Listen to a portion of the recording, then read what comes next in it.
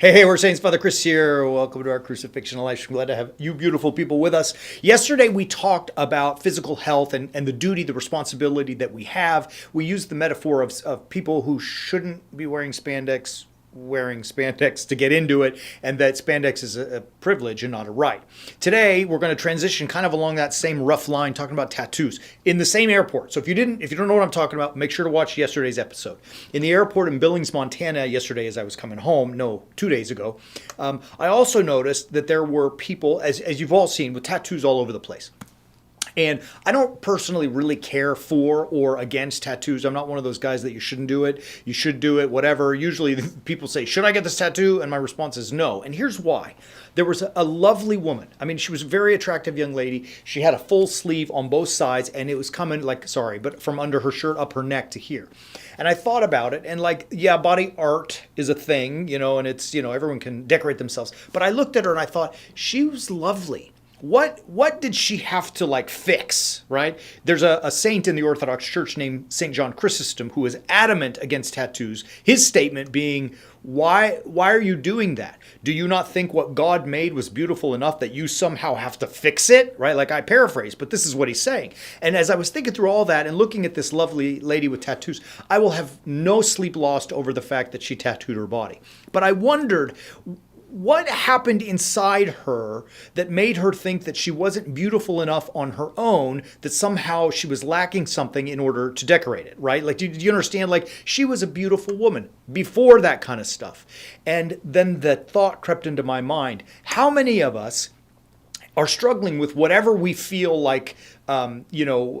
shortcomings that we may have, that we somehow need to cover it up or, hide behind the body art, right? So like I say, the body art's not an issue in and of itself for me. I don't care. But why do you need so much of it? If you're a sailor, put the anchor, right? If you're in the Navy. If you're, a Christian, okay, put a cross. Fine, great. But all of it for what? What are you hiding?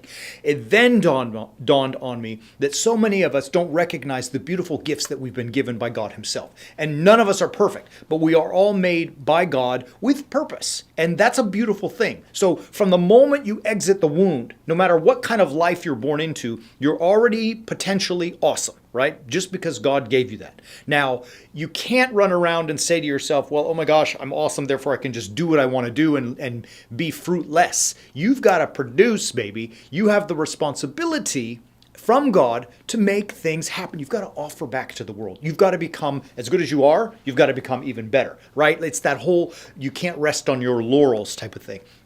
And in shooting to be and offer and produce so much more for the world, to do good in the world, you have to remember, and here I go back to the tattoos, as Paul told us yesterday in 1 Corinthians 6, verse 12, that all things are lawful, but not all things are helpful, right? I can do all things are lawful, but I'm not going to be enslaved to anything.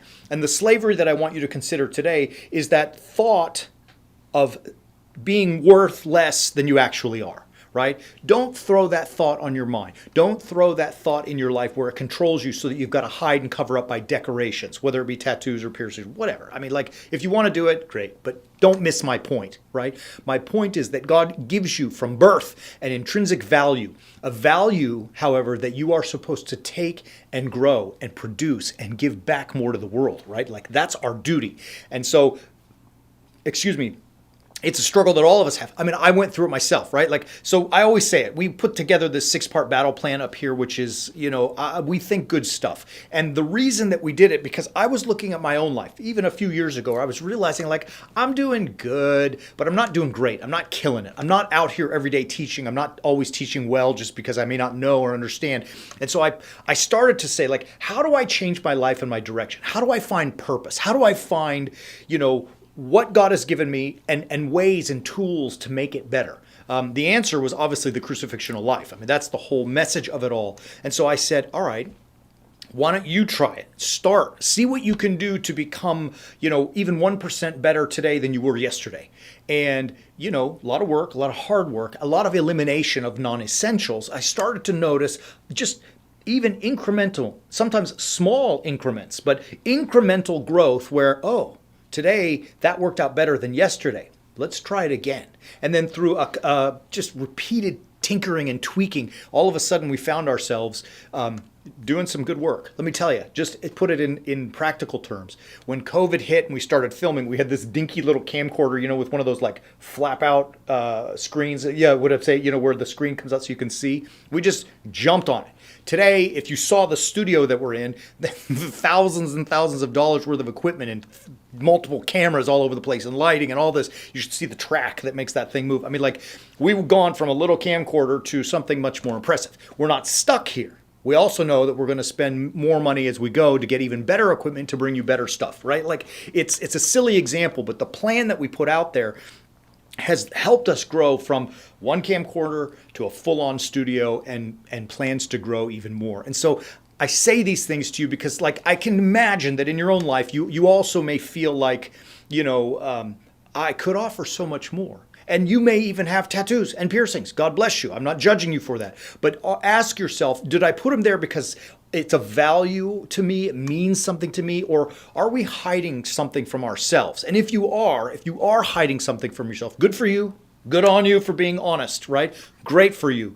But then don't get stuck there. It's okay to be, however I just said it, right? It's okay to be not the best thing that you can be yet, but you can't sit there, right? You cannot sit there, get stuck. Try the plan. I mean, I don't know. Do something to get from here and get rolling, right? And you may say, well, it's too big of an obstacle. Okay, fine. Look at it like this. There's that saying, it's beautiful, it's cheesy. Shoot for the moon. And even if you miss, you still will be among the stars, right? Beautiful, cheesy, and as cheesy as it may be, there's some merit to it. I promise you that if you set a target and you go after it and you're trying to get there and it's huge and it's, just a BHAG, right? A big, hairy, audacious goal, and you don't get there, you will still see growth and progress, right? Like, do something to offer your best back to the world. It's your duty. It's your responsibility. Find something, right? Like, we've got a battle plan to help you get yourself in line. Use it. It's ours that we tried and it works. Thanks be to God. All right. I'm going to stop rambling. A couple of quick announcements. Sunday, Orthros, Liturgy, 9 and 10 a.m. We're on Standard, Daylight, PDT, Pacific, 9 and 10 a.m. Orthros and Liturgy this Sunday. And we're going to come back next week on Monday and we're going to teach about fishing. I went fishing, as you know, last week. I had a tremendous amount of insight that I got from being on that boat, and I want to share it with you all. Love you. Have a great weekend. Get the plan. Come on, man. It's time to move. Get some. And until then, as always, keep walking on the way of the warrior saint.